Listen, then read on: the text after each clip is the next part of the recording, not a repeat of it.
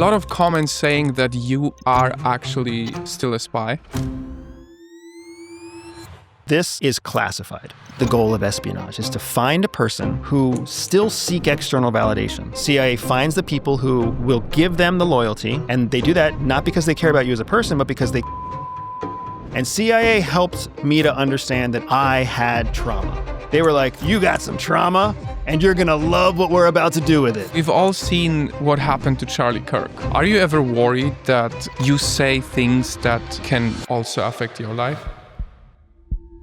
Andrew Bustamante claims to be a former CIA intelligence officer, married to another ex-agent, Jihi, trained in spy skills and human manipulation. We asked him how to use these CIA skills to raise children, date more effectively, and become more successful. How does a CIA agent propose to a CIA agent without getting their cover blown?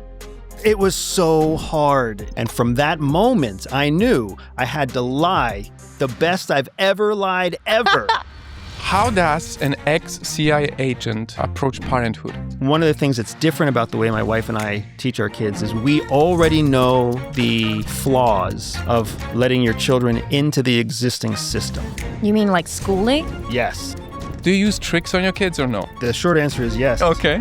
What tools would you say you've picked up from the CIA that any relationship can use to deepen their connection? What a great question. There's two absolutely vital tools from espionage that you must use to maximize your relationship. The first is you have to...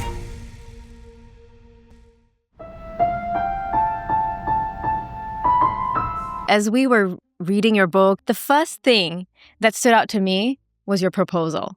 Please tell us, how does a CIA agent propose to a CIA agent without getting their cover blown? It was so hard. And you haven't met Jihi yet, but you've read about her in the book. Yeah. Jihi is an anxious person, and anxious people tend to rely on paranoia, investigation, research to try to counterbalance their anxiety. It's how they gain control of a world that they feel is always slipping out of their control. So Jihi is absolutely, she fits the bill of somebody who over-researches, under-trusts, right? I'll never forget the day. Jihi was on an operation, a solo operation, and she had to go into Central America. And she was supposed to be gone for 5 days. We were dating, we were not engaged, and we had been dating for probably, 7 months or so. We had moved in together very recently, maybe a month before she went on this operation. And I wasn't allowed to know where she was going, except to know that she was going to Central America. And I knew that she was going to go do something against drugs and drug traffickers and drug cartels, and that she was going for 5 days. On day 3, I get a covert message from her in our internal systems that says, I'm going to be staying for another week. Okay, that's cool. Operation's going well. I'm happy for you. Another 4 or 5 days pass. I get another clandestine message from her. I'm here for another 2 weeks. And now I'm sitting there thinking, it's going to be another 2 weeks that I don't have her. And I still have a life. But the question creeps into my mind, what if she doesn't come back? Or what if something even worse happens? What if she's picked up by a cartel that she's hunting? What if she's lost in a traffic accident or a violent act in the streets? I had never once considered marriage, ever. And I was sitting there and I came to the conclusion that I couldn't imagine my future without this woman. And the feeling was like bricks. It's not like a slap in the face. It's like this helplessness when you realize I can't even envision what I would do on Saturday 6 months from now if I didn't have her. And that's what committed me to proposing to her. And from that moment, I knew I had to lie the best I've ever lied ever. The hardest mission. Right. To get past this. So I immediately laid the groundwork. And the surprise is important, right? Like one of the few things that you as a man get to do when you propose to your partner is surprise her. It's like you have to do it. It's part of the DNA of like being a straight man. I have to surprise her. So I had to start laying the foundation. And there were certain things that I knew were absolutely going to ruin me. I couldn't use my phone because she would check my phone, because that's what Jihi does. When she gets nervous, she checks things. And I've always let her know all of my passwords. I've always let her know all of my codes, because if she doesn't have it, her anxiety is going to take over and I'm going to notice it. And it's just so much easier to be transparent with her. So I knew my phone was compromised. I knew my computer was compromised. I knew my personal email addresses were all compromised, but because I couldn't use any of them or else she would find out what I was trying to do. Then I also knew that there were certain things I had to do because of her Latina culture. I had to ask her dad permission. I didn't have an option, which meant I had to get a hold of her dad using none of my technology and get him to know I was going to ask her for her hand without him spoiling the secret either, which meant he couldn't tell his wife, because his wife, my mother-in-law, tells everybody everything. All I could see were these options just falling off the table, right? I'm sure you know what this feels like. When you're getting ready to engage, to propose, it's like, here, I could do it this way, I could do it this way. And all of a sudden you have an abundance of options. For me, it was the opposite. Can't do that, can't do that, can't do that, can't do that. So I land on this plan that I'm going to wait until she comes back. And when she comes back, because theoretically she's going to have to come back, when she comes back, I'm going to take her phone when she's in the shower. I'm going to call her dad from her phone. That way he knows he can pick it up.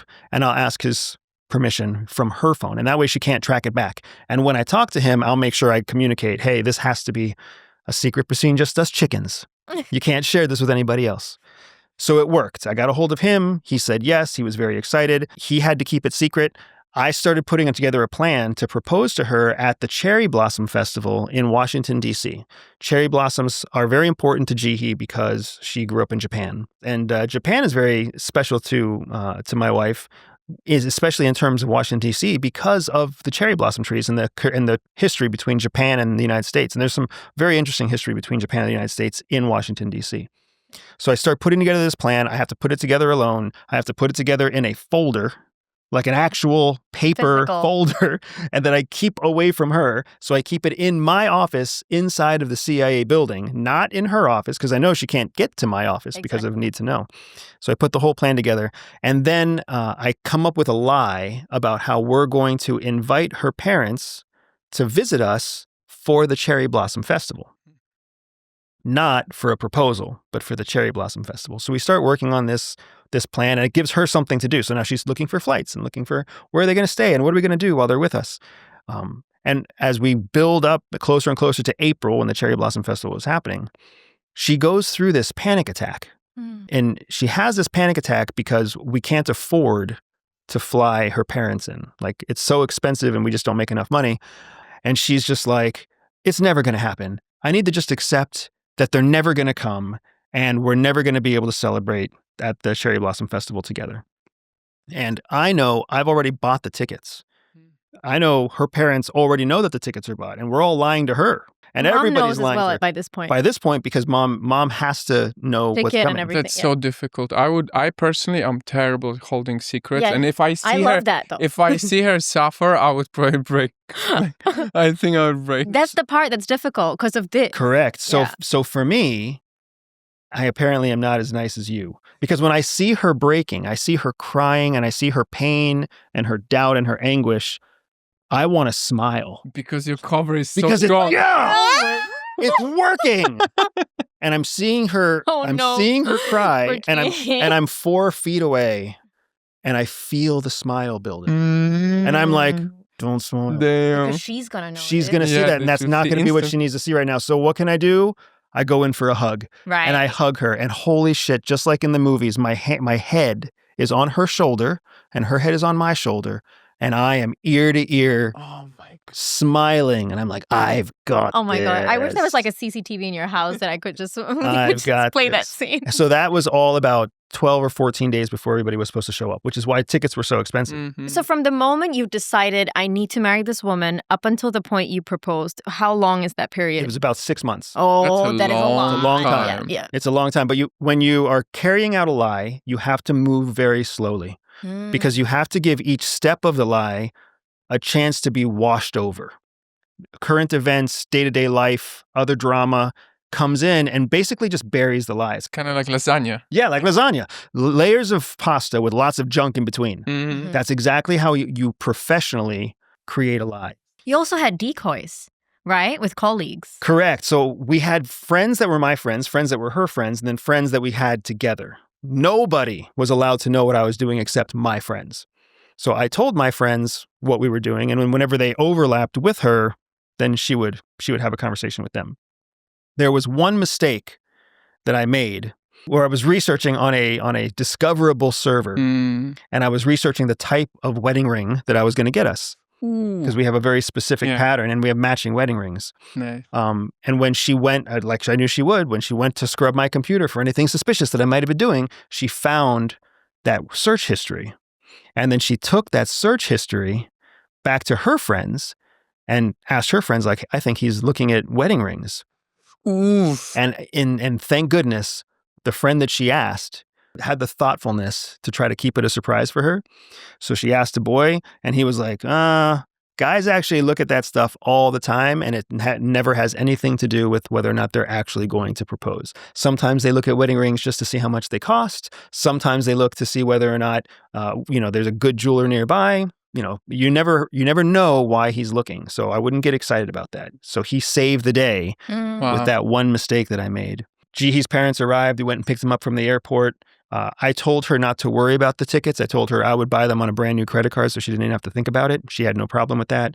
And then her parents kept the secret for the 2 days that I needed them to keep the secret. So they were there in person for 2 days before the planned proposal. They did it. And they kept it secret. And then my mom drove down from where she lived, so I had all 3 parents there. So as I took Jihee and her parents to the Cherry Blossom Festival, my mom just showed up, and Jihee was like, "Is that your mom?" And then her parents were there, and then like the big moment. I pulled her aside and I proposed to her under the cherry blossom trees in front of the Jefferson Memorial. Her reaction was partly tied to not only was I lying to her about the whole proposal, but for those 6 months, I was actively talking down about marriage. Yeah. I was rejecting marriage every time I had a chance to make fun of it in a movie or a TV show, because I needed her way off the scent. Wow. Mm-hmm. So I'm just trash talking marriage all the time. And then here we are. She didn't say anything at this point. No, because she had known from the time that we were friends and the time that we were dating that I had issues with marriage. I come from a broken family that comes from a broken family. The vast majority of people that I knew growing up all ended in divorce. And I was like, why even bother? Why even bother? And she came from a very liberal kind of hibbity-bibbity world, so she didn't really mind either. It's like, whatever. Yeah, she's like, if I love you and you love me, that's good enough. So I had to ramp up the anti-marriage talk. So what I didn't realize that would do, because I hadn't thought it through, is when I'm on a knee in front of her holding a wedding ring in as classic a fashion as possible, with mom, and dad right there at the rail watching, and all the people of the Cherry Blossom Festival also watching, she was just overwhelmed with pressure. Yeah. With pressure. So, I mean, she saw me get down on a knee and she was like, what's going on? The confusion was so clear. What are you doing? And I pull out a ring and I hold it up to her, and it's a Mokumogane ring. It's not a classic wedding solitaire. So she looks at this and it doesn't look like a normal ring. And she's even more confused. What's going on? And then I ask her, will you marry me? And she just covers her face, and then she starts shaking her head. Wow. And it felt like eternity, because everybody's watching. All parents are watching. All these strangers are watching, and she's still standing there. But then she took her hands away and she was crying, and she knelt down in front of me and she kissed me and she hugged me. And then she said yes, kind of like in between bursts of tears. It was a very, very sweet moment. I surprised her. My inner child was fulfilled.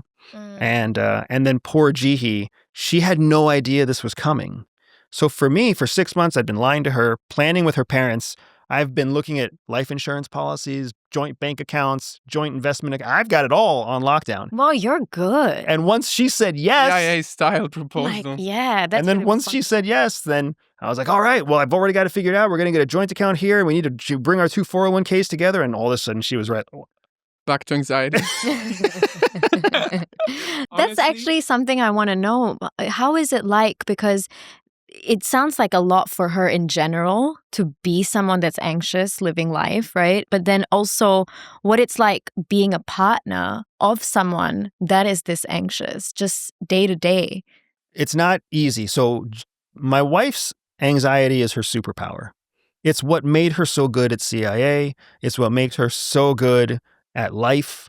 And it's not what we expect because it's not the social butterfly. It's not the person who's always the hero in the movies, right? She's the person who helps the hero succeed that you only see for like 3 minutes in the entire movie. That's who she is. But that makes everybody want her, everybody love her, everybody trust her because she's Jihi. She is who she is. But being married to that person is very difficult because they never trust you. Yeah. They always doubt you. They always doubt themselves. And they never, like my wife doesn't build close enough relationships with other people that she can share the burden of her life with others. So all the burdens of her life, and they come to me. Mm-hmm. And in both of those instances, whether she's burying them herself or bearing them to me, it's just hard because I have all of my own issues. I have all of my own challenges. We both have all of the challenges of the kids, Yeah. of the business, of our life, et cetera. So we have all this, and I can vent it with coworkers, and I can vent it with friends, and I can vent it with her. She only has me. I think a lot of young couples or people who are newly married know what that feels like that you have so much energy. Capacity as well, yeah. For the other person. Mm-hmm. But then as things start to layer in, and now you have to build a business, and now you have to build a family, and now you have to take care of your aging parents, you start losing patience. You start sharing energy with other people, and you don't have the capacity for your partner. And the hardest years of our marriage have really been the last 3 or 4 years. I think people tell themselves it could be better, but they don't recognize that the person you fell in love with and who fell in love with you was a person of the past. And that's not who so you are true. now. And the person of the past who is still with you now has proven that they can make the journey with you. If you cut that journey off and you put a new person in their place, there's no guarantee that person can withstand the next phase of the journey. I work a lot with very wealthy clients. And one of the common things that happens among people who are worth more than $25 million or so is they almost always have a divorce, at least one. And oftentimes the divorce happens 12 to 15 years into the marriage when the business really starts to take off and when the spouse feels like, you have to pick between me and the business, right? And the business owner oftentimes picks the business and boom, the business takes off. They lose half of their value in the divorce, but what they're losing is half of their value at the time that they get the divorce. And that just inspires them to dedicate themselves even more to growing the business. So now that they have a $100 million business, a $400 million business, however big you want to say it, they get married again. Well, the person they marry the second time is not marrying the person that the business owner remembers being in their heart, right? I'm a 45-year-old dad. In my mind's eye, I'm still a 24-year-old kid. My wife met me and married me when we met when we were 27, we got married when we were 30. She knows me. The same me that I see in my own mind is the me that she knows. So if there were ever to be a time when she left or she passed or who knows what would happen, if somebody else came in, I'm starting with them at whatever my current age is, and they'll never know the 24-year-old That version of you. So how could they ever connect with even the me that I see inside myself? What stands out for me is that you have made your childhood dreams come true. Because I've heard you say that when you were a young boy, your dream was to be a father and a husband. It wasn't to be, whatever work you will do, but rather have a family. So you have achieved it. But what intrigues me about it is how have you arrived at a point where you went from something that is incredibly family-oriented? I don't think many people at a young age dream of being a father or a husband. And you chose a career as in CIA that is the opposite of family, where you have to lie, where you have to not share everything with your partner and so on. How did you arrive there? My passion for fatherhood and for being a husband were not born in a healthy environment. It's not like I had a great dad or a phenomenal parenting team that was a role model for me. It was the opposite. I saw everything day to day at home, and I wanted none of it. I wanted none of my dad. I remember my dad would come home and sit behind this old computer. He would put in a CD that was the connection to the internet back then, and he would play solitaire. every day after work for hours, and he would drink Bud Light. And that's what he did because my mom worked night shifts. So my mom was at the hospital. So I watched these two people live parallel lives where they basically never crossed paths. And it was very clear to me that when my dad was home, he didn't want to be a dad. He wanted to escape. That's why he was playing solitaire and drinking beer until 6 o'clock at night when he had to feed us dinner. And then he would make the most bachelor dinner you could imagine. He would go buy fried chicken, or he would make macaroni and cheese. And if we got really lucky, he'd put chopped up hot dogs in the macaroni and cheese. And that was our dinner growing up. And my sisters, I don't think they were old enough to see the depression of it all. Right. How old are you? So at the time that I'm kind of sharing this story, I'm 13. And so you're at that age where you can already start to see this is not normal. Or this isn't what I want. Yeah. I don't know what's normal. Not healthy, rather. And I was like, this doesn't make sense. They don't see each other.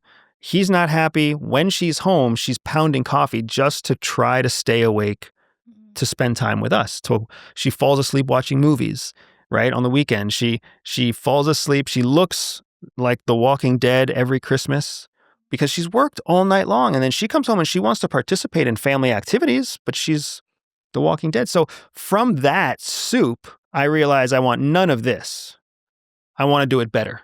So it's almost like the motivation to be a husband and a dad didn't come from something positive. It came from, I can do this better than they can. Yeah. But the problem for me was that as I grew older, 17, 22, 24, then all of a sudden you start to really enjoy being single. You start to really enjoy the freedom of not having anybody else's junk.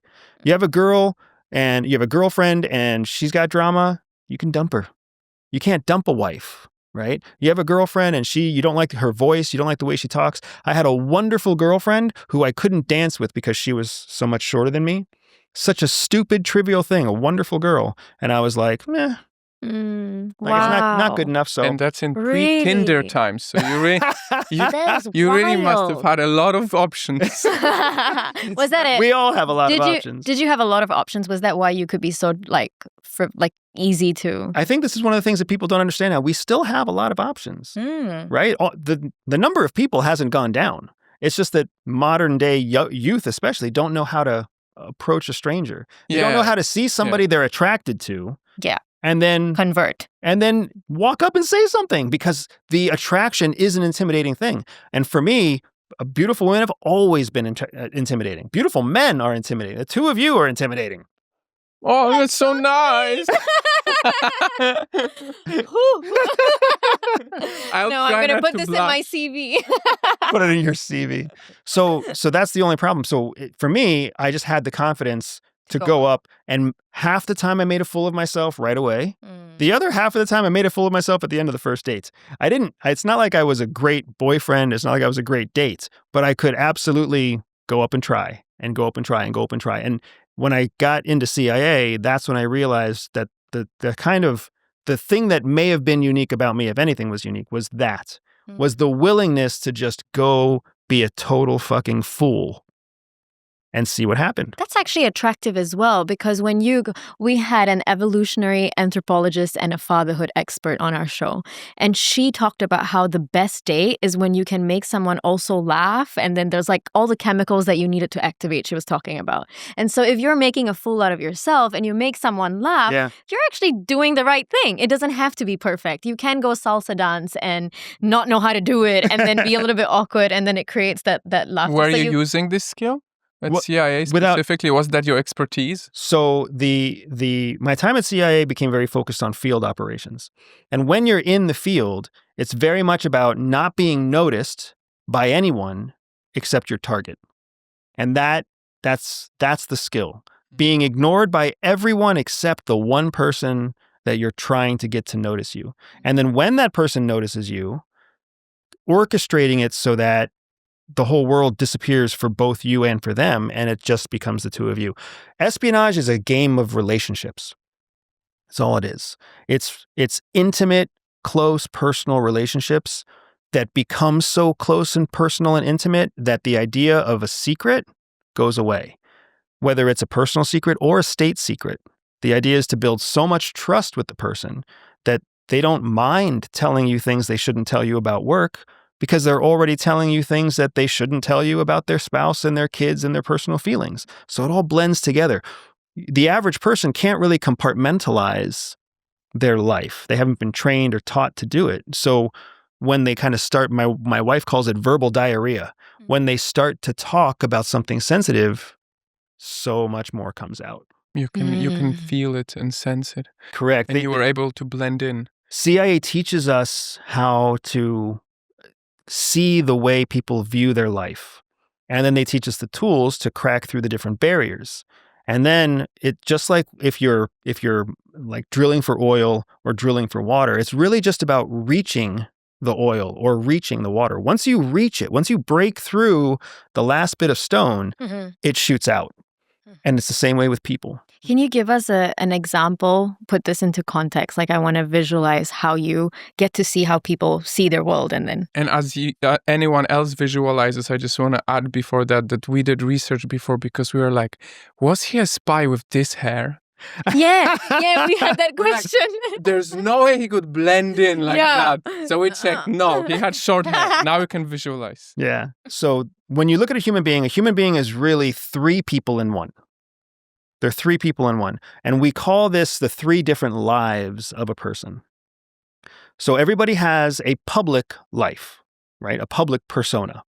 That's who we all are. That's how you do your hair, how I do my hair. That's what we choose to wear, how we choose to walk, the car that we drive, the smile that we make, the hands that we shake when we don't like the person. That's all our public life. We all have a public life.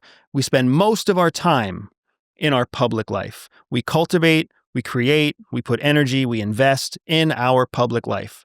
But our public life is a lie. It's a sham. It's not how you view yourself.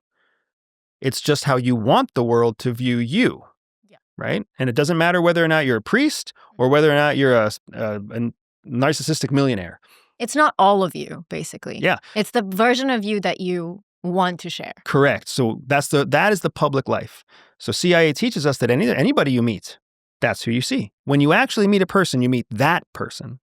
So you have to understand, you have to be aware, no matter what they show you, it's their cultivated public life. If they act like they're vulnerable, they're not. They created that vulnerability. If they act like they're humble, they're not. They created that humility. It's important to understand this. You can trust nothing about the person you meet the first time. Right behind the public life is something called the private life. Their private life, your private life and my private life, is only known to a small group of people. Those are the people that know that you get gas if you eat too much beef. Mm-hmm. Those are the people that know that, you have a scraggly left toenail. That's private life, right? Yeah. You know what her face looks like with no makeup. Yep. And you know what happens when he needs to shave. Like you guys. Oh, yeah. Or when I shave, she can't recognize me anymore because I always hide behind a beard. It feels like I'm cheating. I shaved a few years ago and I never shaved again because her reaction was like, it's so sexy and different. No. It was just, I was just taken aback because it looked like, first of all, it looked like I was having an affair. It felt like I was having an affair, and like just try to picture having someone on top of you and you see them and they're not like your husband or partner at the time and they look really young. Like Anyway, yes. Okay, continue. This part of the private life we've gotten uncomfortable. Now you got a private life out. You see there you go. And now you saw it. Tactics are working. Oh, that's now what you see it. Now you see it, right? So there's a private life. Damn it. There's a private life there. We all have a private life, but we don't share that private life. The whole time that we've been talking, you guys didn't say anything about her farts or about your face. But now we're talking about it. There's a whole second lesson I can teach you about that. But my point is, we all have a public life. We all have a private life. That private life is only known to a few people. There's one more life that we all have, and it's a secret life. It's the life that even those few people in our private life don't know about.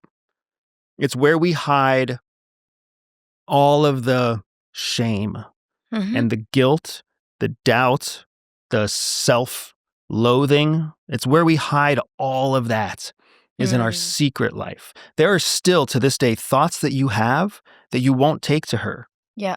And you won't take them to her because you don't want to hurt her, you don't want to bother her, you don't want to weigh her down, so you carry them yourself. And we all have those. And it may not be a lot. That's your secret life, and all people have a secret life. When you want to gain a person's trust, not for like 10 minutes, when you want to gain their trust forever, permanently, you want to get into their secret life. Because if you can get past the public life and into the private life, then you're a close friend. But we still forget our close friends. We still lie to our close friends. We still ignore their phone calls sometimes. But when you get into someone's secret life, you never leave. We've all had people who have tapped into our secret life at some point in our life. Not many. Maybe one, maybe three. In college, when we were in grade school, maybe it was high school, maybe it was a family member like a cousin. Somebody we let into our secret life. And when they responded to our darkest secrets, we were fused together forever. So even now, as you hear me talking about a secret life and you hear me talking about just one or two or three people that have ever been there, every one of us has someone who comes to mind. Yeah. We all know who that person is. And we all know, I shared something that was so humiliating, so scary, so shameful, so vulnerable.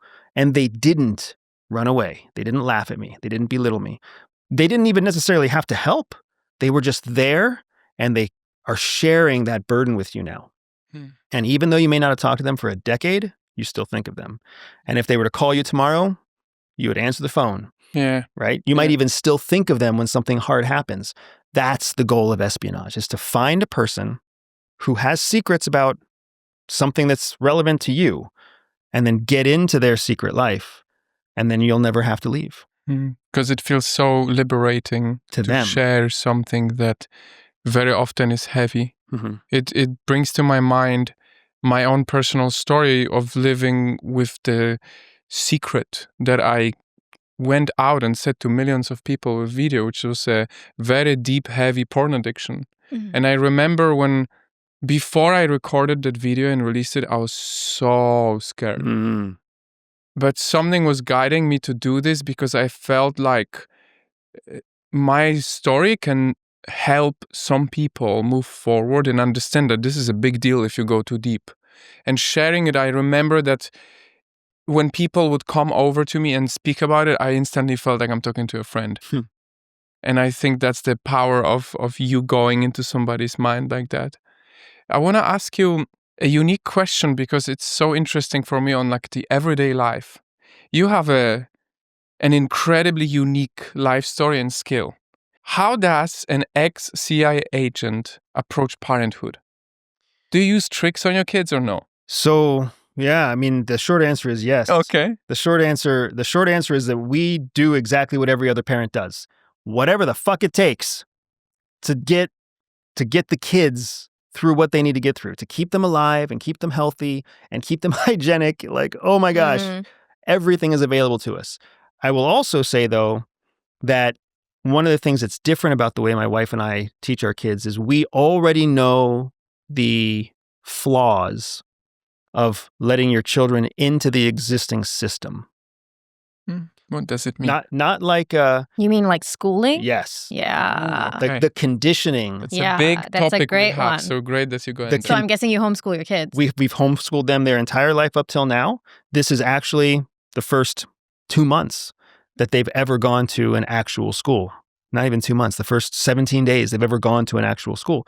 And in both cases, my wife spent 6 months researching what school we would be willing to send them to temporarily. Because they're not going to be in these schools for the rest of their lives. They're in these schools for the next year while we evaluate what we're going to do next. How old are they now? My son is 12 and my daughter is 8. So we picked non-traditional schools that matched our non-traditional homeschool structure. And we wanted our children from the time that they were young to think and feel the decision-making authority of an adult.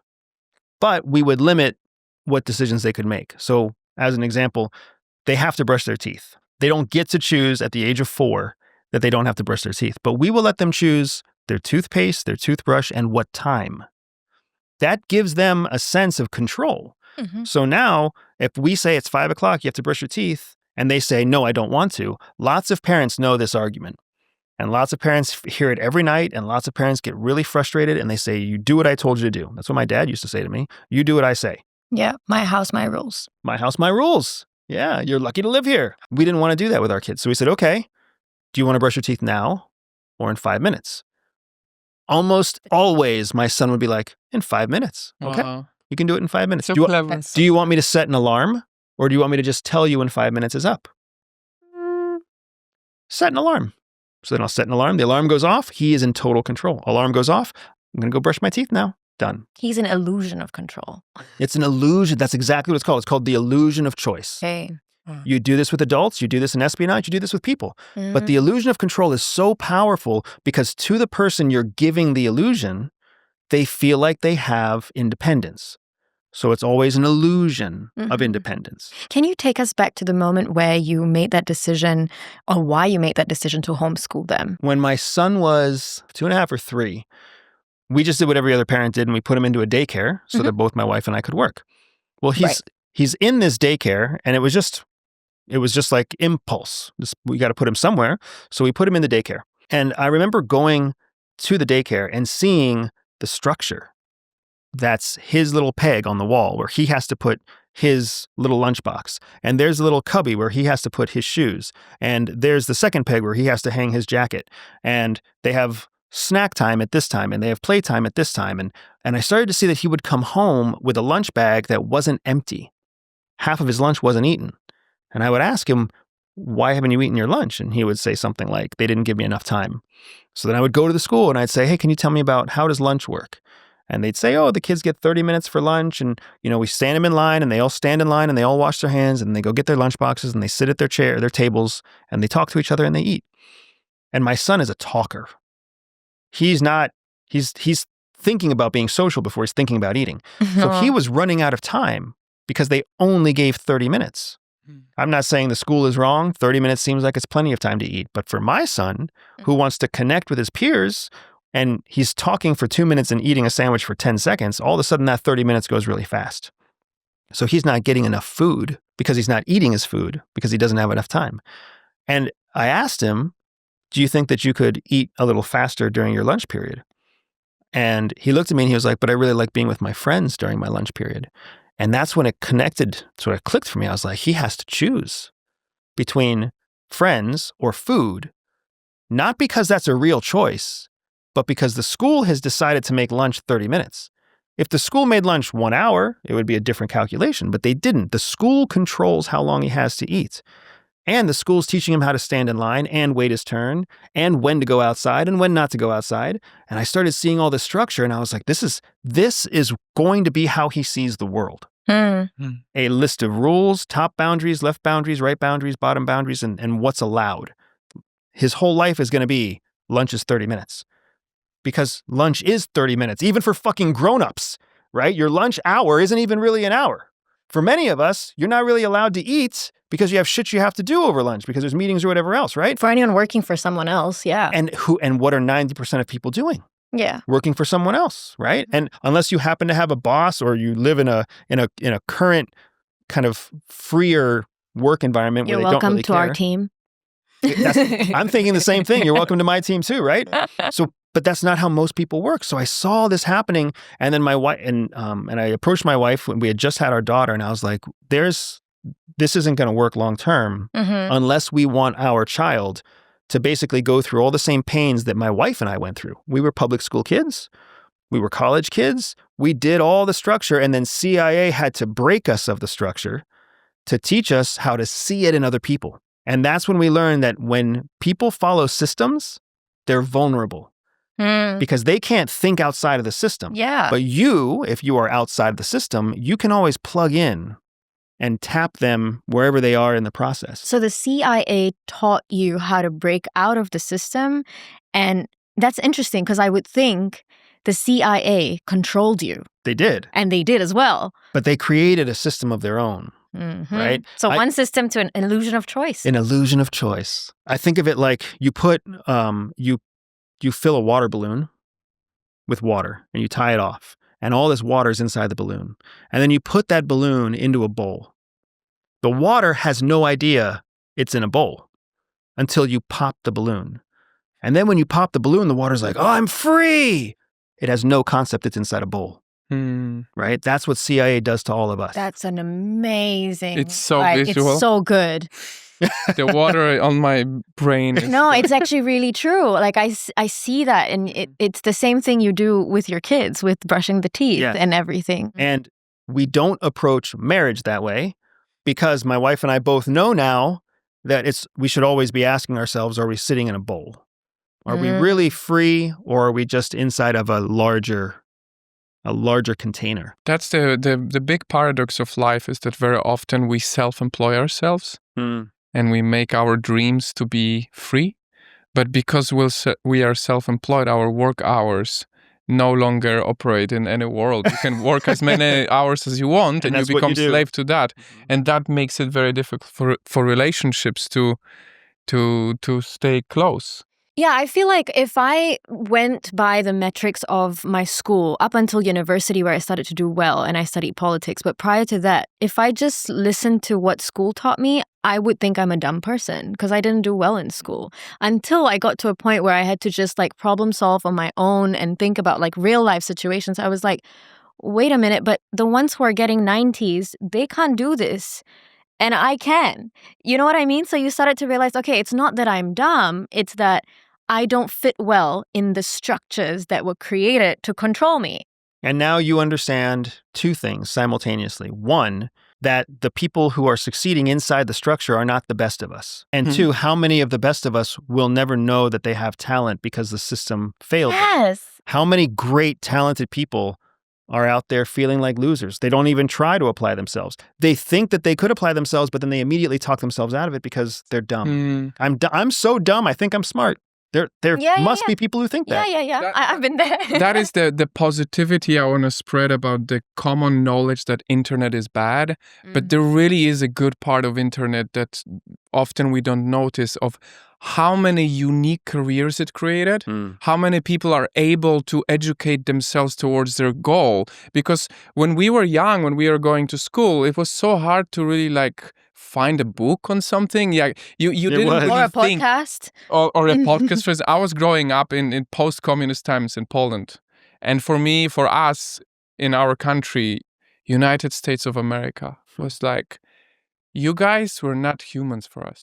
We were like the peasants, and then Americans were the Hollywood stars. Different color blood, different dreams. You could look at a movie and you didn't look at it as it's a part of reality that's accessible. It was like a fantasy, you know? And nowadays, people finally have information that is so easy to access, and it provides people with actually an ability to chase their dreams. And to question their reality and see how other people are living the same, you know. You can be 15 and be like, oh, that 15-year-old in Japan is living very differently than me. That is a possibility as well. Comparison, You also mentioned, because it's actually really fascinating to see how your background shapes the way you parent. And maybe because we have our own selfish questions as well, I want to spend a little bit more time on that. But beyond your CIA agent time, you also talk about just fatherhood, right? Like how your dad's absence and then your stepdad's absence or neglect, perhaps, that definitely impacted you. And I also heard in another interview that your father-in-law has a really great impact on you. So you actually have a unique circumstance, because like both of us didn't have, I also have a stepdad and I also have an absent father. And I do not have a good relationship with both of them. Same for him. We have very similar stories, but we loved your story because it was healing to hear that you found a father. Exactly. So I'm curious how you getting both sides of the equation, what bad fatherhood did to you or how it impacted you, and then what the presence of a healthy father figure in your life impacted you. I wonder how that changed your understanding of fatherhood and the way you parent your kids. It's such a good question. And now I have to say good things about my father-in-law, which is my father-in-law, Joel Bustamante, such a good man, such a pain in the ass, but such a good man, right? Growing up with my father passed, he died, he was killed when I was very young. I'm so sorry, by the way, that's crazy. I mean, I appreciate it. I don't feel pain because I wasn't old enough to understand it. Exactly. Yeah. And then my stepdad was not a great influence on me. So as I left the house, I didn't know how to be a good man. I knew how not to be, but I didn't know how to be. So then what I found is that I found myself searching for what's right and what's wrong, what's good and what's bad.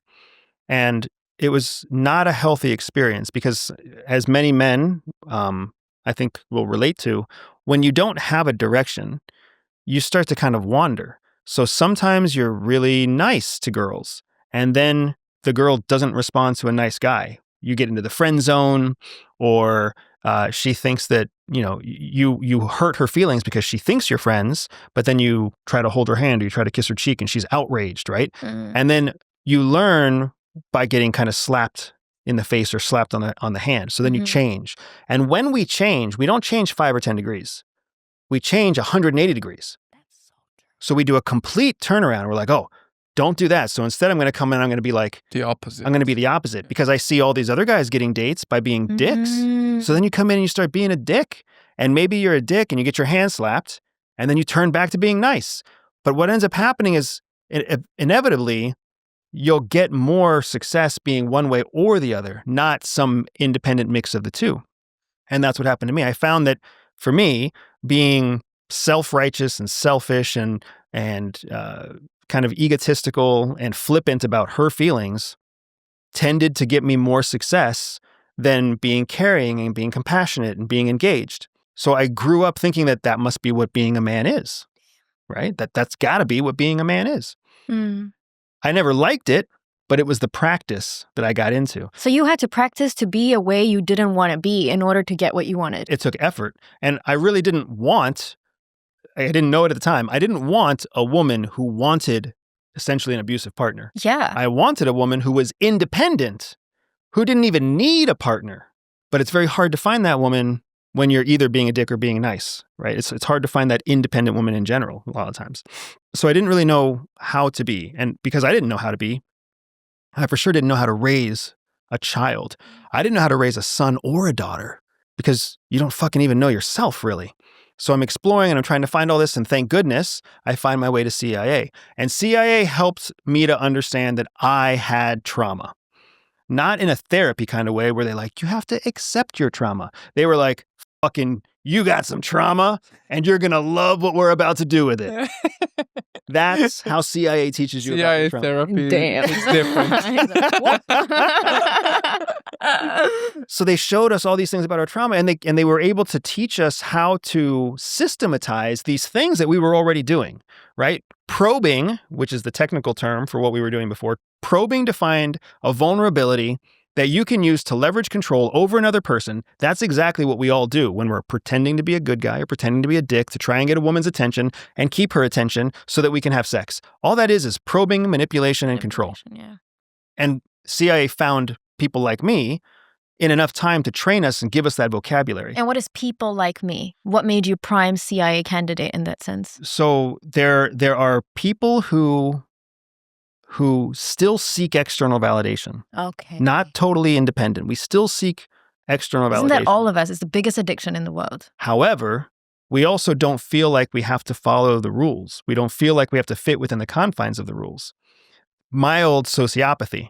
So social norms don't apply. Behavioral norms don't apply. Crossing the street at crosswalks is stupid, right? Why do we even have speed limits? These are the kind of thoughts that are common in sociopaths. And when you have that, but you also still have this need to be validated externally, if you don't care about norms, who's going to validate you? There's a weird cross-section, a Venn diagram that's very narrow, where you both are sociopathic and you need external validation. And then the third layer is loyalty. For some reason, because of the way that my trauma worked, I was extremely loyal, needed external validation, but really didn't feel like I needed to follow anybody's rules, except for the person I was loyal to for the purpose that they were pursuing. And in this case, it was the CIA. And CIA finds us through their recruitment process, their psych process. I mean, it's not like a questionnaire that gets you hired. It's right. 3 full days of interviews plus polygraph, so they can find those people in that very narrow subsection of you are just unhealthy enough that you'll acquiesce to our demands, but healthy enough that you can operate on your own and be trusted. It's quite twisted. Do you know how many people make it through the interview process? What's the percentage? So it's very small. I think the numbers that we were given, CIA receives about 30,000 applicants a year, overt applicants, not covert invitations, but 35,000 a year. And then 300 to 400 go through training per year, right? So 1% go through training. And that's where the loyalty comes in, But because you're getting the validation already, because you're like, oh, I'm only 1%, and this is where I'm going to get validated over and over loyalty again. itself is such an innate personality quality. Yeah, you can't really teach someone to be loyal in that sense. Sonia is the most loyal person I've ever met. It's a quality that's so strong in you that when we first started dating, it was the outlier. It was one of the outliers. After I got to know you, I was like, that's so important, because you would know how often it happens that someone actually is not loyal. It's funny because the loyalty that you're probably talking about, It's a different kind of loyalty. because it's selective. You're not It's a loyal to everybody. loyalty. No, I'm not loyal to everybody. And once the loyalty is given, it doesn't get taken away. No. That's secret life. Yeah. Loyalty. Yeah. There probably aren't many people who get that. Yeah. Right? But once it's given, it doesn't get taken away, which makes you rise to the challenge. And that's exactly what we have with CIA, right? CIA finds the people who will give them the loyalty, and then they push that person to constantly rise to the occasion, right? And they do that not because they care about you as a person, but because they need to maximize your productivity as a CIA officer. And after 20 or 25 or 30 years of your career, whatever trauma that you endure as an officer is irrelevant to them, because they've optimized your service, and then you're done. You have to be traumatized to choose to give up your life in such a way. And we call it too dumb to quit. That's the term we use. We're too dumb to quit. So dumb that when they're like, I have an idea for you, Sonia. We're going to send you to a dangerous place, undercover, with none of your real identity. We're not going to make it so that the president has any responsibility to say that you're an American citizen at all. And what we really need you to do is steal secrets and then escape on your own. And how do you feel about that? No. But I know there was a past version of me that would have said So, yes. yes. We would say yes. Because I would feel special Yes. and And you important. would probably say, give me $10 million. Right? That's the thing. How are you paid? Yeah. This is the worst side of it. CIA officers are paid on a government salary. No. Yeah.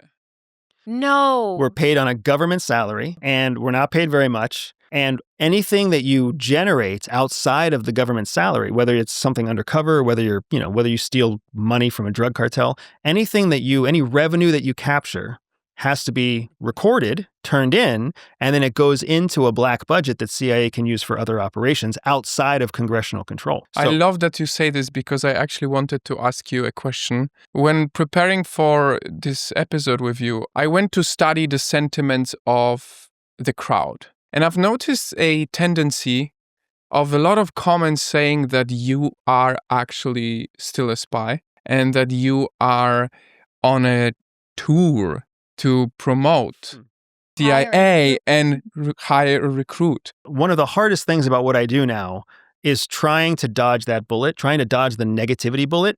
And I've been vocal now for years. And what you're seeing is the sentiment in many, many comments. And that's a kind sentiment. He's recruiting for CIA. That's a kind sentiment. The unkind sentiment. There are horrible sentiments out there. It's heartening to see people come in your defense. For sure. I love that, because it shows that you have built depth with people who don't know you. And that's a powerful testimony. I totally agree. And I very much appreciate all of those positive comments. I appreciate the negative comments too, because they make for viral content. But I appreciate the positive comments. And when we were talking about my father-in-law, this is one of the things that in my opinion, makes him such an amazing father figure. He watches all of my content. My wife doesn't watch it. I even have fans that don't watch everything, but my father-in-law watches everything. Like our mom. There's That's so always that, sweet. at least that one person. That's was actually our really back. sweet. Isn't it? Because there's nothing like I remember when I first started putting content out, it was just such a vulnerable thing for me to do. And till date, the people that have supported me the most are the people that were not a part of my life. So other people that I met in my content creation journey, but not my friend from high school.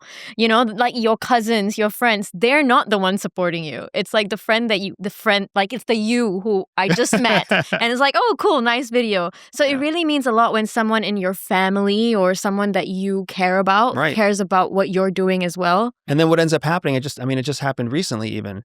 You know, I'm traveling with my wife. We were traveling in New York and DC for our book launch week.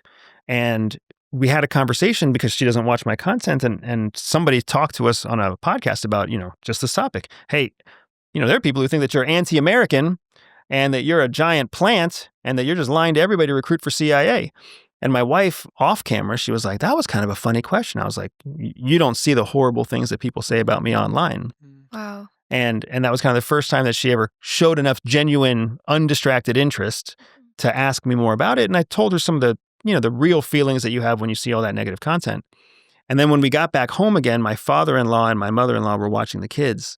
And for whatever reason, I saw my father-in-law, I saw Joel, and I said, how would you characterize people's opinion of me online? And he, without even batting an eye, he looked at me and he was like, people love you. He was like, you have a great reputation online. People love what you're doing and they love what you're saying. And I was like, Jesus, I know he sees everything else, but this is what he's choosing to focus on because he's a father figure, because he cares about me, because he knows that that's what you start with.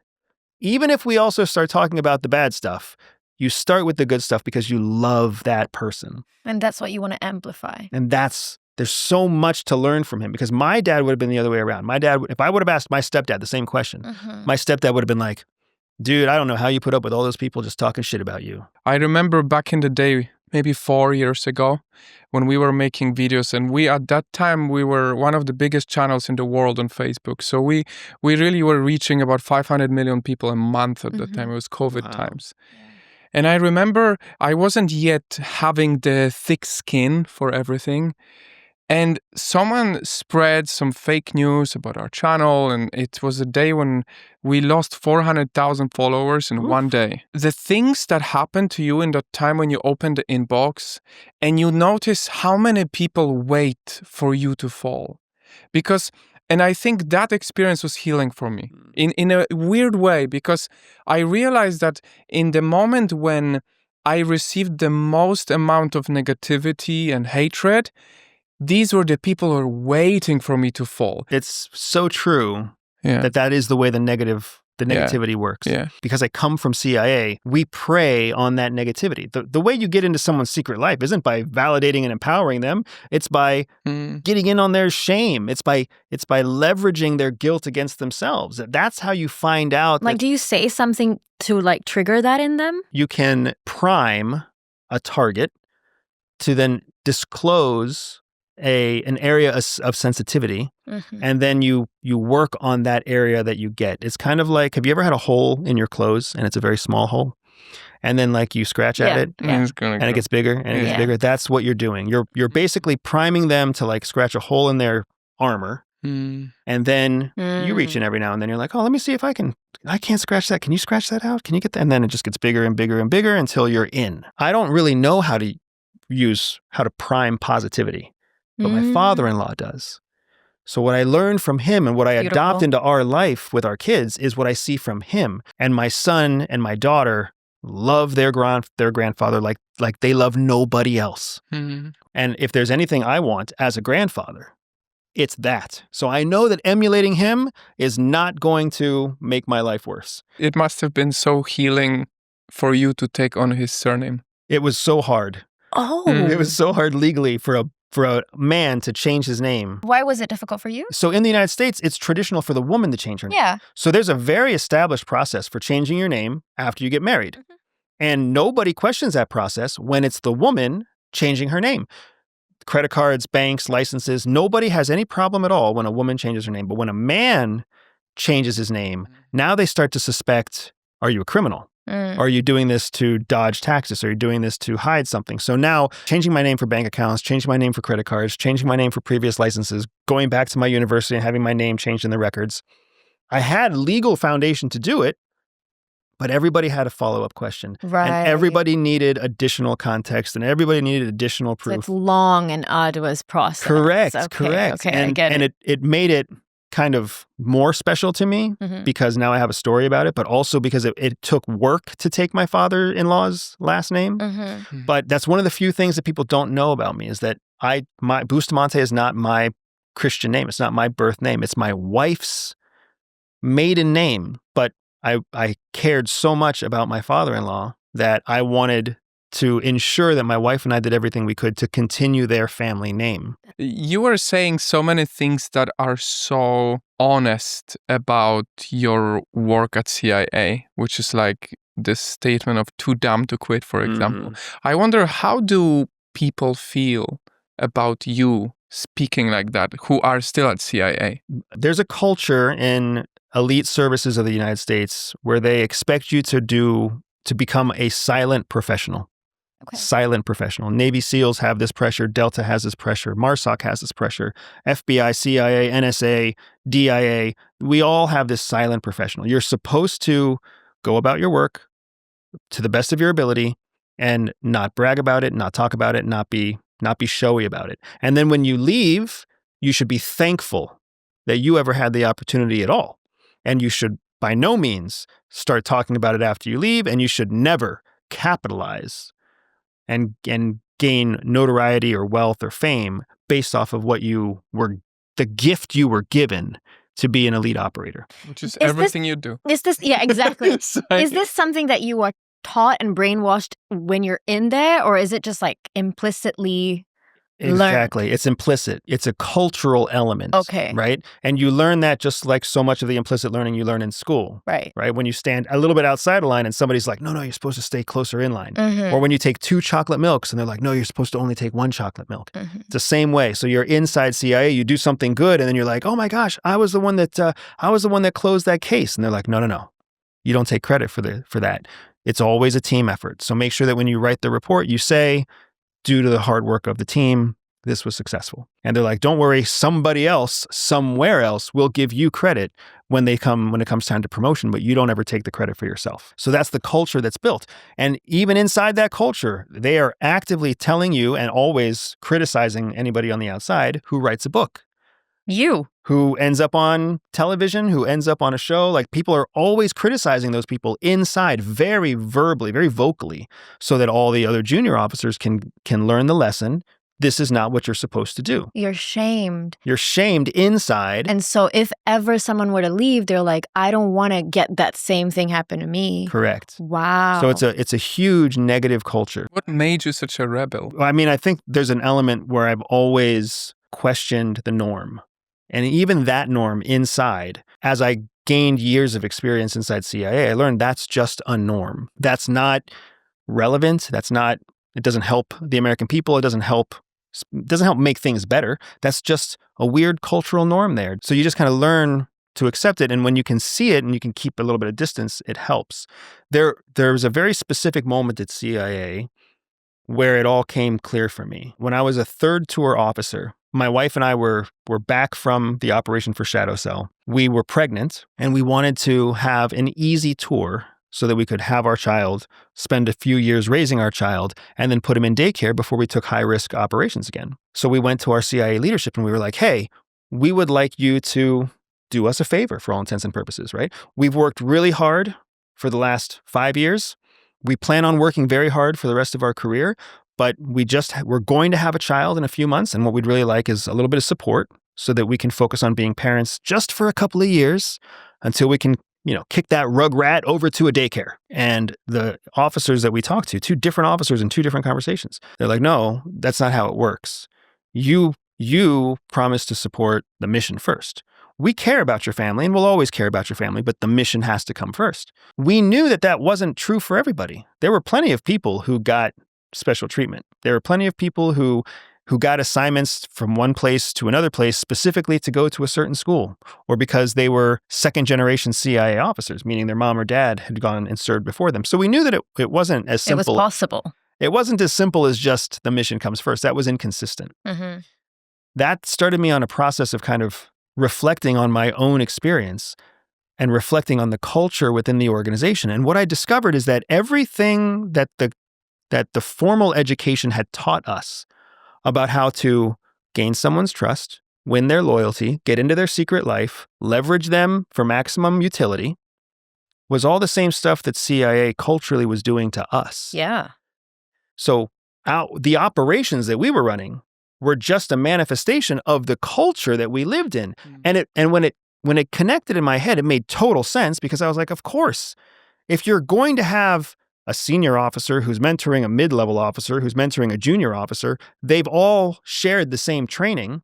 The only fucking thing they have in common is lying and manipulating and leverage. So it's all they know. So of course the culture inside the building becomes a reflection of the culture of the work, because it's all anybody knows.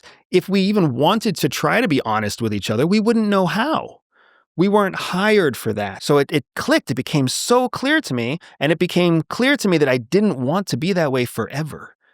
Like, when you're a 27-year-old officer, a 30-year-old officer, and you're looking at a 55-year-old officer who's a few years away from retirement, and you realize, holy shit, I could spend the next 20 years not making real friends, not having people at work that I can even trust, having to position and jockey and leverage my way into every assignment. Oh, I don't want this. And it became so clear to me. One of the statements that really stood out for me in your book is where it said that the government owns your body in your own bedroom.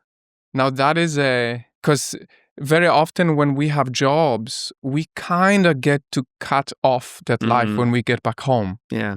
But when you work in agencies such as CIA, you are working all the time. All the time. As a human being, your body is like a vessel for the operations. I'm honestly so glad that you questioned it, because I also can see how that must have made you so jaded about like life in general, because all you're primed to do and how you are neurologically being wired is to just look at everyone as a target. Like, that's all. That's what Jihi does. That's what you're doing on the ground when you're trying to convince someone. So I would imagine that when you got out, that you saw the world very differently, did you not? And is that changing? Yeah, it's funny. To your first point about being jaded, that was my natural instinct. Once I kind of connected those dots, we were still inside the agency, and I was angry. I've always been an angry person. We all have a core emotion. My core emotion is anger. This is another CIA lesson. Is that your secret life, anger? I mean, it's not so secret, really. No. But we all have a core emotion. My wife's core emotion is sadness. So when all things start to fall apart, she starts to feel sad. That's me. When all things start to fall apart, I get angry, right? For some people, when all things fall apart, they start to get joyful. They start to see Anger is like opportunity. a secondary emotion, though, right? It's a primary emotion. Anger is a primary emotion. Anger is a primary emotion. Oh. Sadness is a primary emotion. Surprise is a primary emotion. Joy is a primary emotion. Okay. And disgust is a primary emotion. Okay. So these 5 primary emotions. An excellent way to find all of your primary emotions is on something called the emotions wheel. Okay. That's a tool that CIA taught us. So if you look up the emotions wheel, it's a tool that's used by psychiatrists and therapists too. Fantastic place. And you can identify your core emotion. And when you know your core emotion, you start to understand how you see everything. Lovely. Jihi's core emotion is sadness. So every time I would heap my anger on her, she would respond with sadness. So now I had this counterbalance, because I couldn't be angry at her sadness, and she couldn't be sad about my anger. And I had this person that understood the culture of CIA, the work of CIA, the mission of CIA. She understood it just as well as I did. So I always had this counterbalance. So that's what kept me from going too deep. I have a difficult question for you. Before we get into mystery item, because I would love to see that and talk a little bit about your book, I want to ask you, because you share so many things that not necessarily are easy to hear by some people. And we've all seen what happened to Charlie Kirk. Are you ever worried that you say things that can also affect your life? The short answer is yes, but I have to give it some context. Hmm. I'm not worried for my personal safety most of the time. I can adjust the way I look in public so that I'm less identifiable.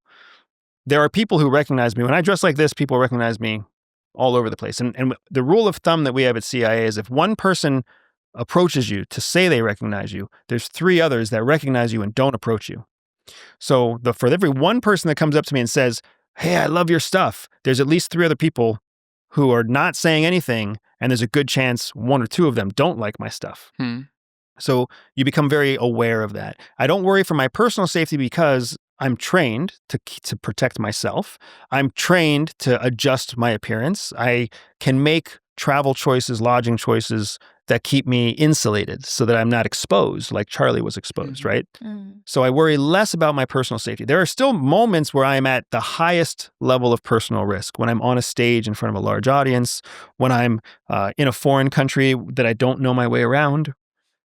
There's always times when you're at your highest risk, and becoming aware of your highest risks allow you to take the steps to try to maximize your security. The people I worry about the most are actually my children and my wife. Because if somebody really wanted to hurt me, they wouldn't come after me. Not if they knew anything about me. They would go after the people I care about, which is why my wife and her anxiety, her paranoia is so incredibly valuable, because she is able to bury our life. So people can find me but still not know where I live. They can find me but still not know, based on our social media profiles or anything else, where do we actually live? Where do our kids go to school? What is our travel plan? Like, it's very, very difficult for the non-professional, the amateur, to find us. And if a professional chooses to dedicate resources to finding you, we're the first people in the world where we're like, if a professional chooses to find you, you can't do anything about it. You're going to be found. So then you fall back on your defensive measures, right? So we get more and more success. We know we have to go deeper and deeper to get away from the threat. And that's why a lot of this is going to change in December of this year, so that I can have that much more insulation. Cut my hair and donate it to charity, change the way I look, change the way I dress, change our travel patterns, and start preparing for kind of the next phase of our business where I'm not as publicly available. I know Aegon really used to watch Charlie's videos a lot, and I didn't, although I had seen his face, he was familiar I with love me. to watch people that actually, like, I sometimes disagree with. Yeah, I think That's it's very how healthy. I learn. I think Because that's someone very brings healthy. an argument that I'm like, what? Yeah. But I won't understand why they come, and they will use their religion or something that I may not believe. But I'm like, you know what? Respect for fighting for what you believe is right. And for me, coming from Singapore, we don't have very much, like, of course we have parties, but we've had a ruling party since Singapore existed, you know? And so there isn't that much division between left and right per se. There might be some sort of animosity between people racially or something, but it's just not severe enough. And then coming to America, what I found instantly and very alarming is that people tend to be very overtly political in like the most casual contexts. Yeah. So it's not normal for me to see that kind of division so overtly. And this has been happening, and then we're here and Charlie Kirk gets shot, right? And so I had to wonder if this is really the result of a cultural division, or because a lot of people are saying that, you know, it could be that Israel is involved. It could be that politically people wanted him dead because there was a lot of pressure being put on him. And so you start to like really think about how sinister the world of governance can be. And my question to you is, could that be a possibility? Could it be a possibility? CIA specializes in human intelligence, and intelligence, by definition, is not fact. This is important. Intel is not fact. Intel is an assessment that is, to the best of your ability, in between known facts. If something is a known fact, it's not intel, it's fact. Yep. Right? Secrets are just bits of information that you don't even know if they're true or not. Secrets are just bits of information that help to create a larger picture that allows you to make an assessment, and then we choose which assessments to follow based off of probability, not possibility. And your question was, is it a possibility? It's definitely a possibility, but so it's probable. we focus on probabilities, right? That's also why much intel is wrong. Because based off of the information we have and the probability matrix that we've created, probabilities aren't usually very high. Even if something is 70% probability, that's still a 1 in 3 chance it's totally wrong. Yeah. Right? Which is pretty high. Which is pretty high. So we're always building these probabilities, and when they work, nobody knows about it because we were right. And when they're wrong, everybody knows about it because they were wrong. And that's part of the silent professional duty of intel. When you're wrong, everybody criticizes you. And when you're right, nobody even realizes it. So you never get credit for your victories, and you always get criticized for your errors. I've made lots of predictions in my 3 years. Many of my predictions are right. Nobody ever says anything about my correct predictions.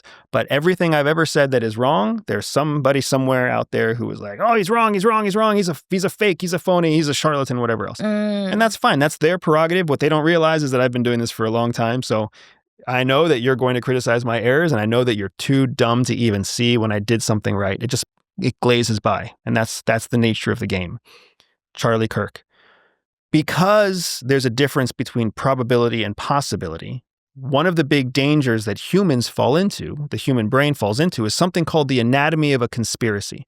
I'm sure that you've also noticed Americans are very conspiratorial. Oh, yeah. It's like A lot. And it can be really fun for people to just let that be their world, Yes. and then keep going in it and in it. And it's it's a part addicting. of identity because you want to feel unique. Yes. So conspiracy is a very natural cognitive process in the brain. That's why every time you see or hear a conspiracy, you kind of want to adopt a little bit of it yourself. You're like, oh, that's interesting. But it's all because of these 4 steps that make up the anatomy of a conspiracy. First, something factual has to happen.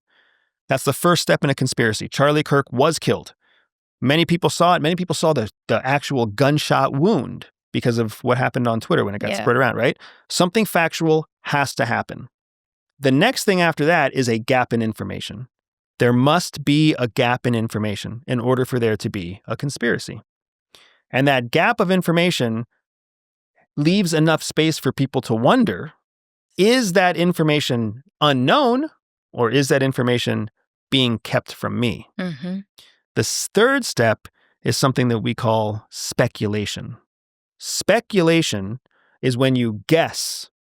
You guess without having a reason or without having any sound hypothesis behind your speculation. That's very different than skepticism. Skepticism is when you doubt what you think. Skepticism is healthy. You've heard of the term, healthy skepticism. Yeah. Right?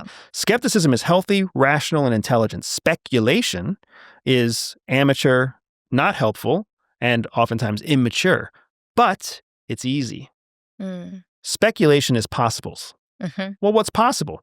It's possible that it was gnomes and fairies that also were the ones behind the trigger, right? The fourth step in the anatomy of a conspiracy is that a story is created based on the speculation that closes the missing information gap. You have a closed loop system. And now you have a very convenient packaged explanation. And when it keeps going and making the rounds, and you've got enough people who are against the mainstream, because I feel like that's what it is over here based on my outside observation. It's just there's the mainstream news, and then there's whatever is the opposite, and people go, I hate the mainstream stuff, so it's must be definitely that. that. You want to identify with the other side, and that's been a big part of our experience that we're very fortunate to travel to many countries every month sometimes. And what's been really standing out about America is the willingness to identify with something. And it's been actually a very nice, it's like a coin. It has 2 sides. There is that side that we just discussed, which is division and sometimes the need to identify with something that's like insane. But at the same time, we see so much color and personality here. Yeah, we love it. Like being in America is so healing for us extroverts. Because we spent a lot of time in Asia. is different. Introverts. Yeah, we here we have a joke that you'll enter a taxi and you can start recording a podcast. Yeah. with Because anyone. everyone has a unique, interesting story, Yes. and it's beautiful to connect on like a personal level. And I think that's how people choose a side, and then they find their group. And I've heard these stories that sometimes families sit on Christmas around a table, and if there's two political sides, they're going to start fighting in America, which is unheard of where we come from. The United States didn't used to be this way. In the time that you were adults, the world has changed significantly just since you were born here in the United States. Prior to the year 2000, we didn't really talk politics at the dinner table. There used to be a saying in the United States that you never talk about sex, religion, or politics. That's how we all grew up. That's how people grew up in the 80s and the 90s. These are three things that you never talk about. Everything else is safe, and you never talk about these things. Now we live in a world that is exactly what you are describing. That you can get into a cab, and if you're wearing blue pants and a white and red shirt, they might look at you and accuse you right away of being something, right? You could walk in, I've got rainbow markings on my CrossFit shoes, and people might immediately just assume LGBTQ+. You're one of those people. I'm like, or I just got a really good deal on a pair of CrossFit shoes, right? It's a very difficult and divisive world for United States for us. Anyway, I would love to See your mystery item. The mystery item, which we absolutely love that we don't know what it is. What have you brought today? I brought you something that is very genuinely CIA. Okay. So very, very genuinely CIA. But I think it'll be very interesting to see your reaction to it. Okay. You're a good storyteller. You're building it up.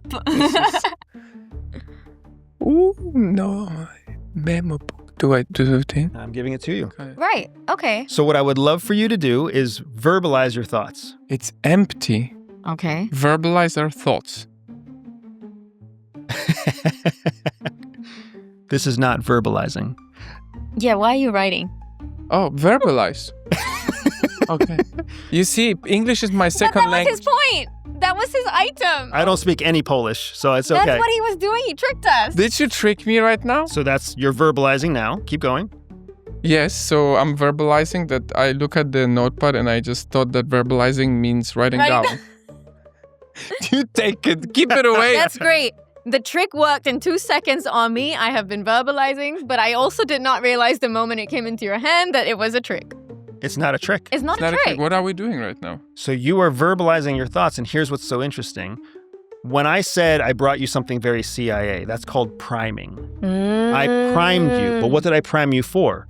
I primed you for your understanding of CIA that comes from media, TV, and film. So then when I gave you something that is genuinely CIA, this 2 by 4.5 inch pad and this standard pen is in the pocket of every CIA officer everywhere in the world. I can virtually guarantee you. It may not be this brand, but it is this size. Ooh, and it may not be this brand, but it is this size. Because these things are ubiquitous tools. Anywhere in the country, anywhere in the world, you can collect these and no one's going to suspect that you're CIA. Accountants carry these, teachers carry these. That's how you can get these everywhere. That's what makes them ubiquitous, right? So when a CIA officer is undercover, they want to blend in.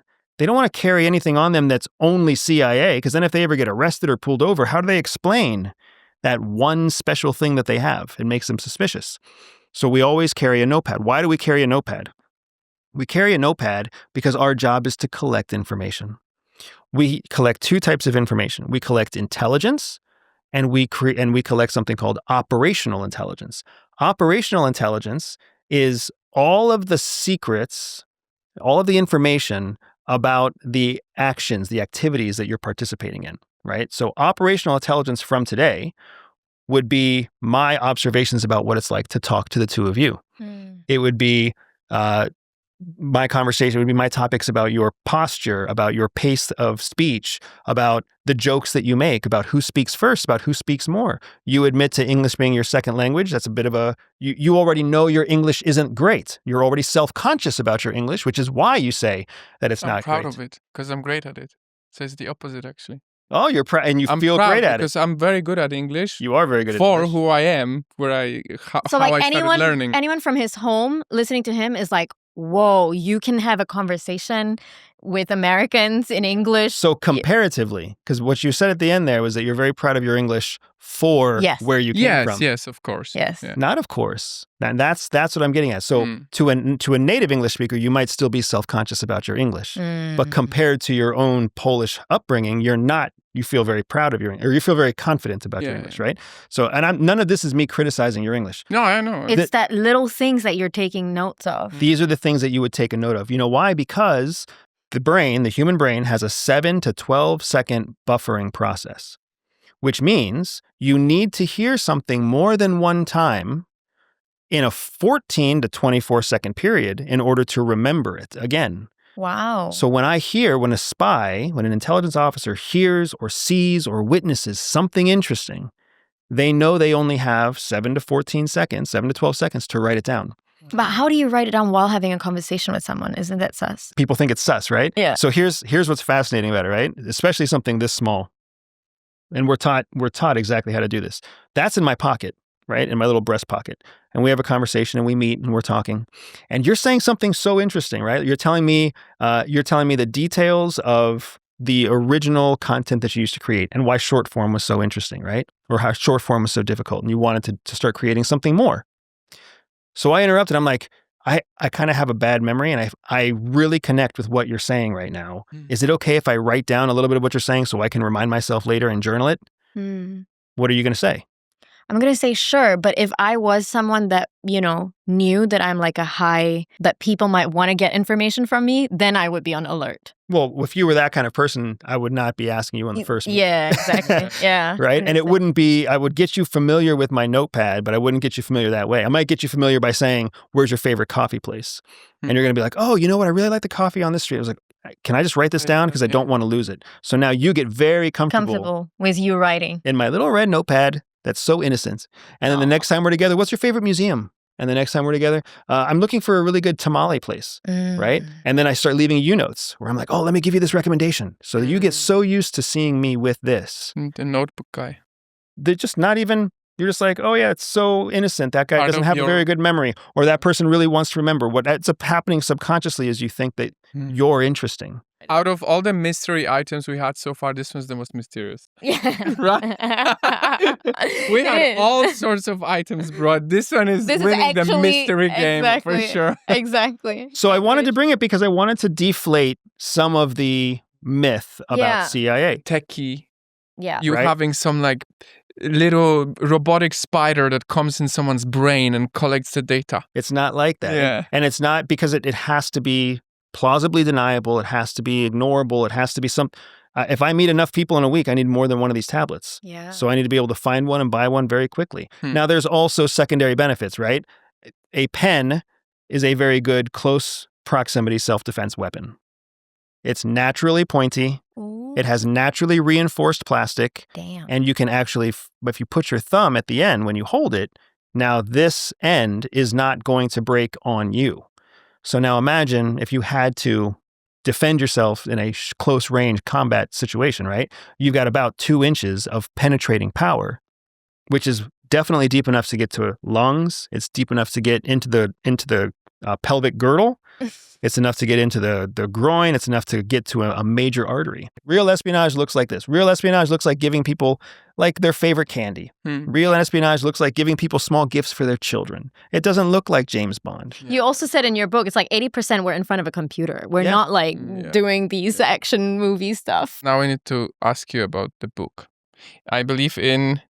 Yes, timekeeper, please tell me. In 2 hours... we will be finding out if your book is on the list of bestsellers. That is so cool. And it is a truly fascinating book. So if you could tell us, number one, a little bit about it, and number two, how the hell did you get it approved?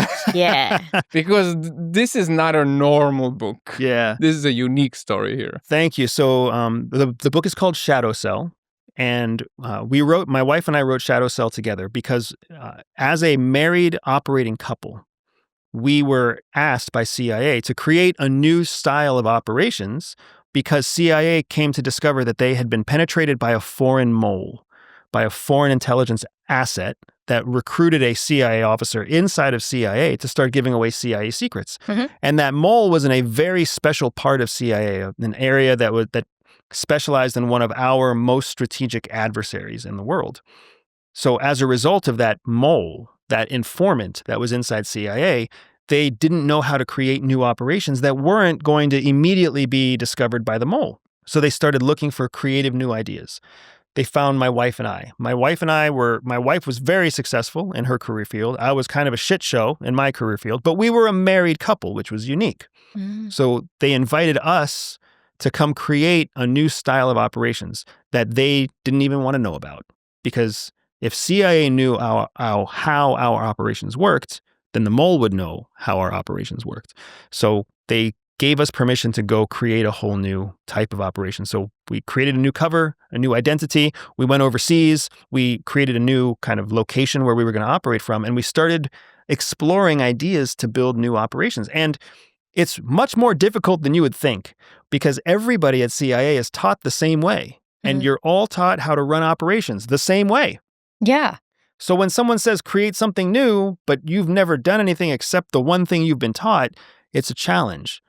My wife, in her anxiety, came up with the idea of, well, what if we don't create something that's brand new? We just do something that's new to us. So she came up with the idea of creating operations based off of terrorist operations. And from that's where the word cell came from in our shadow cell. We created a small cell that operated like a terrorist group. And then we started bringing in people to our cell, and we started carrying out operations where all of our operational tradecraft, our communications, our funding, our plans and intentions mimicked what we had learned from Al-Qaeda in the war on terror, the global war on terror. The whole time that we're building these operations, CIA is trying to ferret out this mole. And the more successful that we were, the more we knew the mole would want to find out who we were, because we're building operations in the same country that the mole is working for. And CIA knew that if we were successful, eventually the mole would make a mistake. So that is what Shadow Cell is about. The operations that we built, how we built them, how we executed them, and how we baited this mole out to make it so CIA could find out who that person was. And then the success and the challenges along the way. My wife and I are very proud of Shadow Cell because it's our chance to be vulnerable about ourselves and to really shed light on how amazing the people are at CIA. We're not the heroes of our own book. If anything, I'm kind of the shit show of my book, right? It's all the other people who did amazing things, and I was just there to help them along the way. I was the one who made the biggest mistakes. I was the one who had the opportunity to tell the story. And you almost got caught, right? Correct. When we were operating abroad, I had an opportunity to work in the field. That was one of the interesting things about Shadow Cell is I was given the freedom to do something that people thought I wasn't qualified to do. In that experience, I ended up falling under surveillance. And that experience of being in a foreign country, just like I explained to you, in a different alias, with no top cover, knowing that your own country would deny you if you were captured, it's an exhausting and terrifying experience. And I get to detail what that's like, what it's like to be under surveillance, what it's like to actually handle surveillance, which is not like it is in the movies. That experience is something that's kind of central to the Shadow Cell experience. Coming out of Shadow Cell, having, being pregnant, being successful, growing the skills that we had learned, teaching that to the rest of the agency was a very fulfilling experience that we also get to talk about. But the most, I think, powerful thing of all was when we had left CIA, only to then find out that the new director of CIA had reshaped operations at CIA to mimic our cell. That's such a big win. It's such a big win. And for my wife, whose anxiety even kept her from sitting here today, right? It was her win. The Shadow Cell was her idea. The whole approach to a terrorist strategy, a whole terrorist MO, that was her idea. She found the targets. Everybody on the team loved her. And now CIA is shaped in large part by an idea that she had on her own. And, well, if not for the book, would never get credit for. How long did it take you to get this book approved by CIA? Because it's one thing to write a fictional story that comes from the Yeah. air, right? And another thing to write a story of your life. Like, how long did it take and how did they approve this? It was so frustrating, man. It took 3 years for CIA to approve our story. We wrote it in 1 year, but there was a change in presidential administration. And from the time that we had originally asked permission to write the story, and CIA gave us permission to write the story, to the time that we had actually finished the story and sought CIA's approval, there was a new president and a new director and a whole new culture in the United States political structure. So the new CIA, the new director, the new president turned us down and said, this entire book is classified. So in 2022, anybody who's holding Shadow Cell in their hand right now, that book in 2022 was a classified document. Now, with a change in president and a change in director, it's released to the public. Which is exactly why it's such a good book to read. You should go get it. That's cool. Everybody wants to have their hands on something that's secret. You know? What was harder, the cell or proposing to your wife? Which operation? I really actually want Which to know. operation was more difficult to execute? So I think the cell was more dangerous, but the proposal was more difficult because during I love that you more say. to- during the cell I had Jihee's help. Yeah. Now you have to do it all on your own. What a perspective! Good you married her. What a perspective that something this changing to the entire organization, still you hold a bigger space in your heart to how you propose to your wife. Oh, for sure. And I think that just summarizes so much what we discussed here today. What you do with your time, with your career, with your business, with your education, it will never compare to who you spend your time with. Yes. If you pick the right person, if you commit to the right person, if you grow with the right person, you get to live 2 lifetimes, yours and theirs. I would argue that you get 3 lifetimes because it's yours and theirs and whatever you together. create together. We say That's that. an We have entity of 3. its own. Yeah. That's what life has to be about. So without the Love it. partner, you don't really have a life. You just have wasted time. You have learned all of these things, and so has Jihi, and you are in a committed relationship. You mentioned earlier on that the reason why you decided I need to marry her is because you couldn't take that anxiety of not knowing, like, where is she and stuff like that. And today you are out of the CIA and you're still choosing to be with her, right? So given the dynamic of your relationships, what tools would you say you've picked up from the CIA that any relationship can use to deepen their connection? There's 2. What a great question. There's 2 absolutely vital tools from espionage that you must use to maximize your relationship. The first is you have to put yourself in your partner's shoes. You have to change your perception and gain their perspective because they're going through something too. And if you go into every argument, every day, every meal, only thinking about yourself, only thinking through your own 5 senses, you're missing everything they're experiencing. When you show up to the dinner table and you have a warm meal and you're excited to eat it, when they sit down at the table across from you, they've spent the last hour making that meal. They've been standing on their feet. They might have burns on their hands. They've been smelling this food for an hour. It may not be as appetizing to them as it is to you. And the term thank you might not even come to your mind because it's just another meal. But to them, those words, thank you, might go a long way. Yeah. Right? That's just one stupid example. Imagine they come home from work, you come home from work, and you try to think about how they feel. Is their commute longer than your commute? Did one of you work at home and one of you work in the office? Does one of you work and one of you not work at all? Were one of you with the kids all day long and the other one was in the office all day long?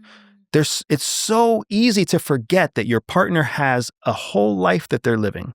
You have to put yourself in their shoes because they won't put themselves in your shoes. They won't do that. So if you take the step to do it, you're going to earn their love, earn their trust, earn their constant commitment because you're the only person in their life that's trying to connect with them that way. The second powerful tool that CIA gave me that still makes its way into my heart, house, and bedroom all the time is curiosity. You have to be naturally curious about your spouse, about your partner, about the person that you're with. Always. They're always changing. The person that they were when you met has grown. the person that they will be tomorrow is different than the person they are today. So you have to be naturally, genuinely curious about, well, what do you think now? 10 years ago, when I met my wife, she was a far left liberal. After 7 years at CIA, seeing how the world worked and all of its disgusting, horrible machinations, she was very center, right? Having children moved her a little bit to the right. And now as our children are growing, she continues to change. And that's just politics, right?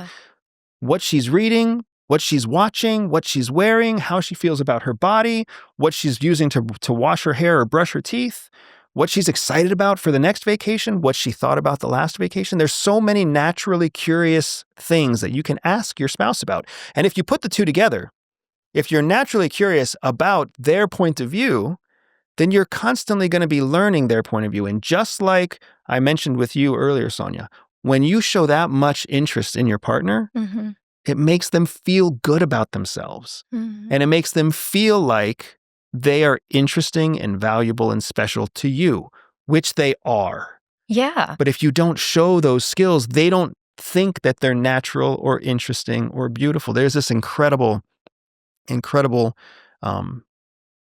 story. It may have been a clip from Will Smith and Jada Smith from years ago. Great couple, right? Couple Power in couple. terms of what they've shared to the world. And Jada was talking about how for a while, Will had made her feel undesirable. And she was like, I know I'm a beautiful woman. I know that the world looks at me as almost like a sex icon. But my own husband doesn't see me that way. And she talked about how hard it was and how painful it was. And then Will was like, of course she's sexy. Of course I noticed that. I don't have to tell her that all the time. You do. You do. Men have to tell their women and women have to fucking tell their men. They have to tell their men. Because I promise you, your balding, gray-beard, beer-bellied man does not feel attractive or sexy or desired. He doesn't feel it. Your man who is in the gym all the time, staying fit, eating low carbs, working his ass off to make sure that he still has a decent body, he doesn't see that. What he sees is the wrinkles and the crow's feet, and he sees the gray in his beard. That's what he sees. And he needs you to tell him he's handsome. He needs you to touch him like you used to touch him. He needs you to make advances like you used to make advances. And if you don't show that curiosity in their personality and their interests in their body, you're going to push them away without even realizing it. Those skills that CIA gave us to steal secrets from absolute traitors are the skills that Jihi and I still use to try to stay deeply in love every day. I love that you said that because we really like to say that love is not something you just feel. It's something that you practice. It's a skill. Yeah. It really is available to all of us. And so I love that you are in a relationship where it goes both ways. But I also really want to emphasize the final part where you said about men too, how women need to do the same for men. Because I think there's a lot of talk about how women like to be adored and appreciated, and very little talk about how men would like the same. And it goes a long way for men too to be seen and appreciated, right? I didn't know for looks as well, but that's good to know. Yeah. I mean, women don't think about it that way. Yeah. Men, we have dedicated ourselves to you just as much as you have dedicated yourself to us. Yeah. We have dedicated our body to you just like you've dedicated your body to us. Yeah. And the running joke is that women can go anywhere and find someone who's willing to have sex with them. True. And men can't. The reality is men can go anywhere and buy sex. Yep. And that's oftentimes difficult for women to do. So I say that because when you put yourself into the shoes of a man, you have to realize, like, these are the things that go through our minds all the time. That's in the secret vault. In that shameful place that husbands don't want to tell their wives. Husbands do not want to tell their wives, I don't think that you're attracted to me. I think that my beer belly is too big. I think that I've lost my muscle mass. I used to be this and now I'm not that and I'll never be that again and I'm embarrassed and ashamed by it, right? You used to compliment my hair and now I'm balding.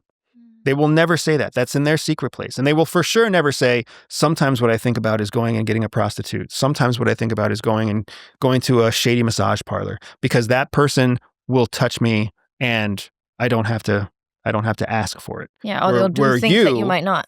where if I ask you, you say no, and that just makes me feel worse. Yeah. These are realities that men have. I can't tell you how many wealthy men I know who one of their subsequent wives was the prostitute that they would frequent during their marriage. It's just insane. That is a very conclusive ending, because it builds so much importance on understanding that we as humans are on a consistent journey of progress. I'm looking forward to having Ji-hee on and us coming to you, because we really want to have that couple conversation as well. We will. Thank you so much. Thank you so much. Thank you.